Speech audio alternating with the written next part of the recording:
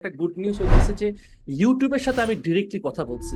তোমাদের মধ্যে থেকে যারা যারা ভালো করবা, লেটস সে 100K সাবস্ক্রাইবার্স হয়ে যাবা, অবশ্যই আমাকে জানাবা, তাহলে আমি ডিরেক্ট কানেক্ট করে দেবো। বুঝতে পারছি যে এটা এইভাবে হুক করছে, বাট আমার যখন আমি করতে যাচ্ছি এই জিনিসটা ঠিক এভাবে হচ্ছে না। অনেক সময় যে আমরা কন্টেন্ট করতে থাকি ভাইয়া, করতে করতে স্পিডটা কিন্তু একটা পর্যায়ে গিয়ে সেম থাকে না, অনেক সময় মানে ডাউন হয়ে যায়। তো জি, এটাকে কনসিস্টেন্ট রাখার জন্য মানে আপনি কি ফলো করেন? মিস্টার বিস্ট বলে একটা কথা, যে জিনিসটা করতে করতে তুমি বার্ন আউট ফিল করবা, সেই জিনিসটা অন্য কাউকে ডেডিকেটেড মানে ডেলিগেট করে দাও। এই ব্যাচে জয়েন করার পরে আমার লাইফে অনেক চেঞ্জেস আসছে। আপনার এই কোর্সটা করে ভাইয়া যে কনফিডেন্সটা পেয়েছি, এটা আসলে আমি বিগত 4-5 বছর কাজ করেও পাইনি। আপনার কথা আসলে আমি আমি আমার হাজবেন্ড, আমার বাচ্চাদেরকেও বলি এবং আমার কি বাচ্চাদেরকে বলেন? বলি যে আপনার কোর্স Love it. করার জন্য। এই ব্যাচে জয়েন করার পরে আমার লাইফে অনেক চেঞ্জেস আসছে, অনেক ইমপ্রুভমেন্ট বা অনেক উন্নতি দেখতে পাচ্ছি জীবনে, যেটা আশা করি পরবর্তীতে আরো ভালো কিছু পর্যায়ে নিয়ে যাবে। কন্টেন্ট তৈরি করে সবসময় গ্রুপে দেই, একটা ছিল মানে মজা ছিল। এবং আপনি ফিডব্যাক দেন, স্পেশালি আপনি যেভাবে আমাদেরকে মানে হাইলাইট করা থেকে শুরু করে আমাদের প্রশংসা করেছেন, এটা আমাদের ইমপ্রুভমেন্টও অনেক বড় দিয়েছে।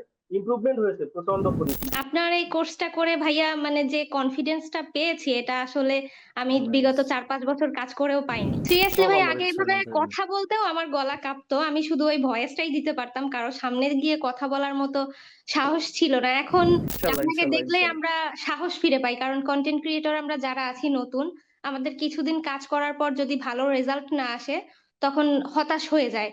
ম্যাক্সিমাম মানুষই হতাশ হয়ে যায়। তখন আপনার একটা কথা আমাদের জন্য কি বলে, একটা অ্যান্টিবায়োটিকের মতো কাজ করে।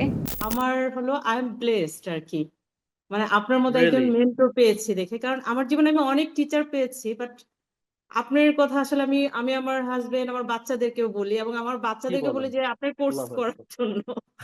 এরকম কি বলবো, অনেক বেশি মোটিভেশন পাই অন্যরা সবাই যেভাবে বললো। একটা গুড নিউজ হইতেছে যে ইউটিউবের সাথে আমি ডিরেক্টলি কথা বলছি। ইউটিউবের একটা ইভেন্টে আমাকে ডাকা হয়েছিল, ওখানে রাফসান গেছিল, আরো গেছিল, এবং আমি ইউটিউবের সাথে কথা বলতেছি যে আচ্ছা, আমরা কিভাবে ইম্প্যাক্ট একাডেমির স্টুডেন্টসদেরকে কিভাবে হেল্প করা যেতে পারে, কোনো workshop and what not. So তোমাদের মধ্যে থেকে যারা যারা ভালো করবা, লেটস সে 100K সাবস্ক্রাইবার্স হয়ে যাবা, অবশ্যই আমাকে জানাবা, তাহলে আমি ডিরেক্ট কানেক্ট করে দেবো। ডিরেক্টলি আমি ইউটিউবের সাথে, ইউটিউবের ডেডিকেটেড ম্যানেজার থাকবে, যারা যারা 100K অ্যাটলিস্ট সাবস্ক্রাইবার্স হইতে হবে। সো এইটা আমি করে দিতে পারবো। নাম্বার নাম্বার ওয়ান, এটা একটা ইনসেন্টিভ, ঠিক আছে? আহ, আর পরবর্তীতে আমি নিজে ইনভলভ হইতেছি ইউটিউবের সাথে আরো বেশি। আহ, আমার ইচ্ছা আছে যে হয়তোবা ইউটিউবের হেডকোয়ার্টারও আমার যাওয়ার ইচ্ছা আছে, ঈদের পরে আমি হয়তোবা যাইতে পারি, এখনো শিওর না। সো সব জায়গায় আমি কিন্তু পিচ করতেছি ইম্প্যাক্ট একাডেমি স্টুডেন্টদের জন্য কিভাবে করা যায়। লাইক আই সেড, আমি আমার জায়গা থেকে যতটুকু logistically possible I try to do that. কিছু কিছু জিনিস আছে আসলে ফর্মুলা দেওয়া হয় না, মানে কিছু কিছু আছে লিটারালি ম্যানুয়ালি করতে হয়, রাইট?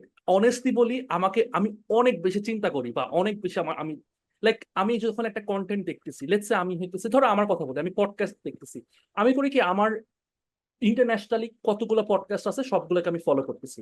আমি দেখি আচ্ছা, ও এটা কিভাবে করলো, ও এখানে কেন দিল, ওইটা দিতেছে, আচ্ছা আমি টু সেন্সে কিভাবে দিতে পারি, ও এই কথাটা কেন বললো, ও এভাবে বলতেছে কেন, আচ্ছা ও এভাবে বললো, অমুকে কেন এটা বলতেছে, কমেন্টে ও কিভাবে রিপ্লাই দিতেছে, মানে I try to follow them everywhere, everywhere.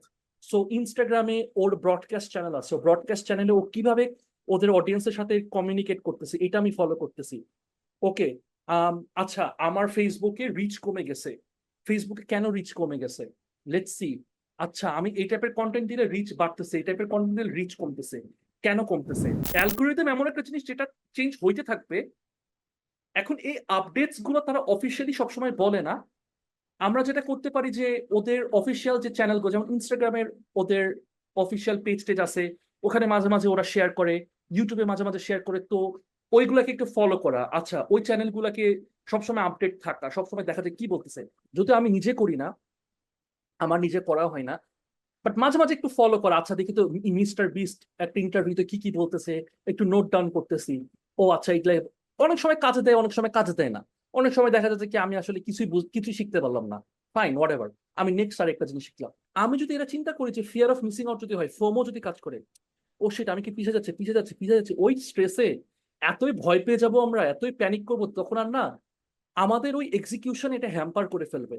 So, আমি বলবো যে দেখো ভাই, কাজ করতে থাকো, করতে থাকো, মনে করো ইউ আর এনাফ, যা আছে যথেষ্ট আছে, ওটাতেই করতে থাকো, হালকা করে টুইক করে, বেশি করা দরকার নেই, একটু একটু করে ফিক্স করো, এটা একটু ঠিক করলাম, ওটা একটু ঠিক করলাম। যেমন তুমি থাম্বনেল দিছো, আমি দেখছি, যেমন আমি বললাম যে তোমার থাম্বনেলে কিন্তু প্রচুর পরিমাণে ডিস্ট্রাকশন, ওটাকে একটু ক্লিন করো। যেমন আমি থাম্বনেল দেখতেছি, এখনকার থাম্বনেল গুলো খুব ক্লিন হইতেছে, এখন ওটা আমি তখন চিন্তা করলাম, তাহলে ইউ নো হোয়াট, এখন থেকে থাম্বনেল গুলো আর একটু ক্লিন করতে পারবে হবে, আমার ক্ষেত্রে বলতেছি।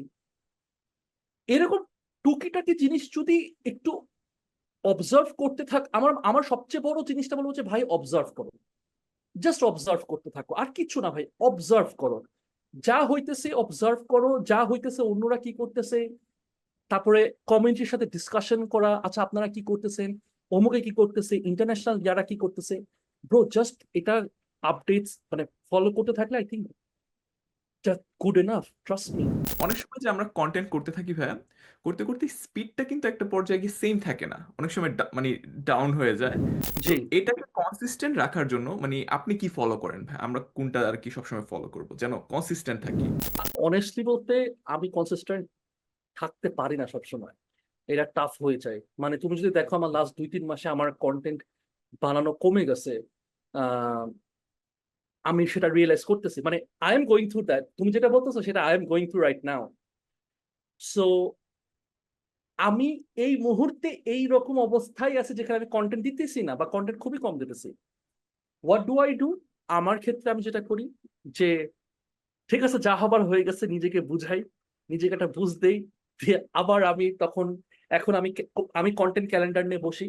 অলরাইট ফাইন, আমাদের সামনের 2 মাসের একটা কন্টেন্ট প্ল্যান করলাম, এগুলো এগুলো এগুলো এগুলো, তারপর আমাদের কি কি রিসার্চ বাকি আছে, কি কি স্ক্রিপ্ট বাকি আছে, দেন আমি I just get started. Like মাঝে মাঝে একটু প্যারা হয়, এটা ট্রু, এই জন্য আমি যেটা বলবো যে মাঝে মাঝে একটু ব্রেক দরকার হয়, আমি এই জন্য ব্যাচ ওয়ার্কটাকে প্রেফার করি।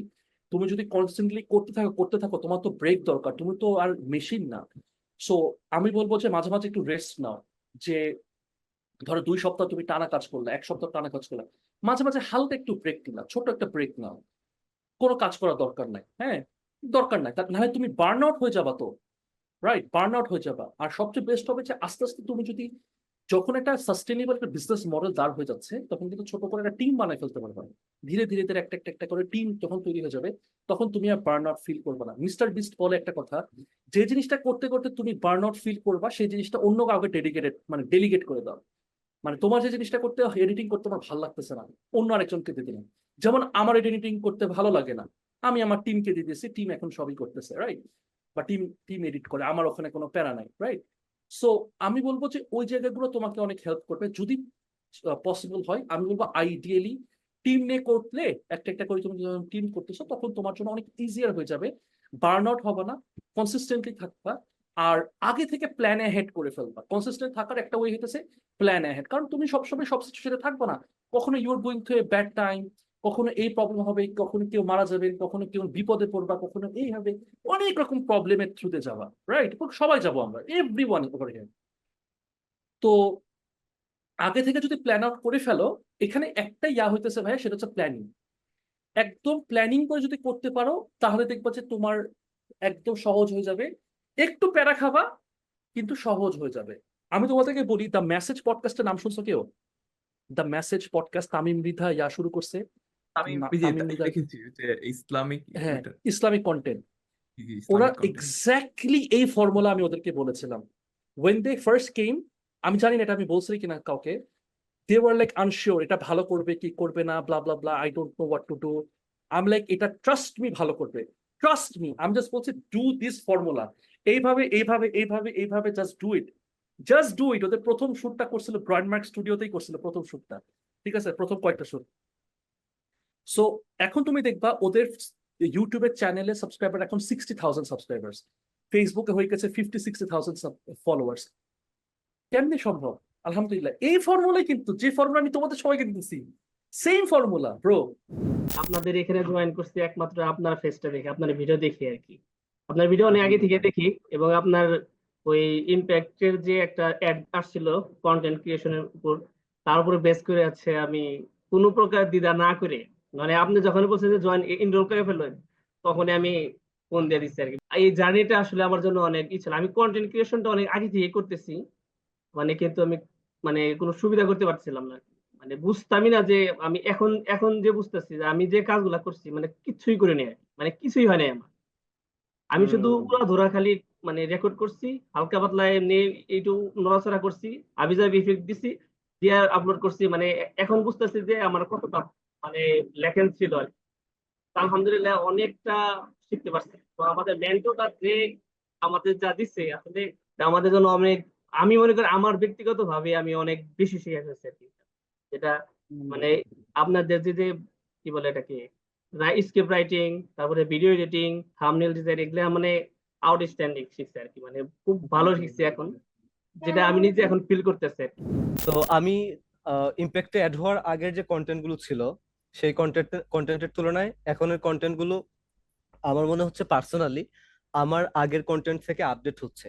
লাইক হচ্ছে স্ক্রিপ্টটা, তারপর ভিডিও এডিটিং, এই যে বিষয়গুলা, সো ওইগুলা হয়তো পার্সোনালি ভাইয়াদের নাম মেনশন করতে হয়, মুবাশির ভাইয়া, তারপর হচ্ছে ভিডিও এডিটিং এর ভাইয়াটার নাম যেন কি, সৌরভ ভাইয়া, সাদিক সৌরভ ভাইয়া। হ্যাঁ হ্যাঁ হ্যাঁ। সো ওভারঅল যদিও সবটা ধন্যবাদ দিতে হয় ইম্প্যাক্ট একাডেমিকে আপনাকে,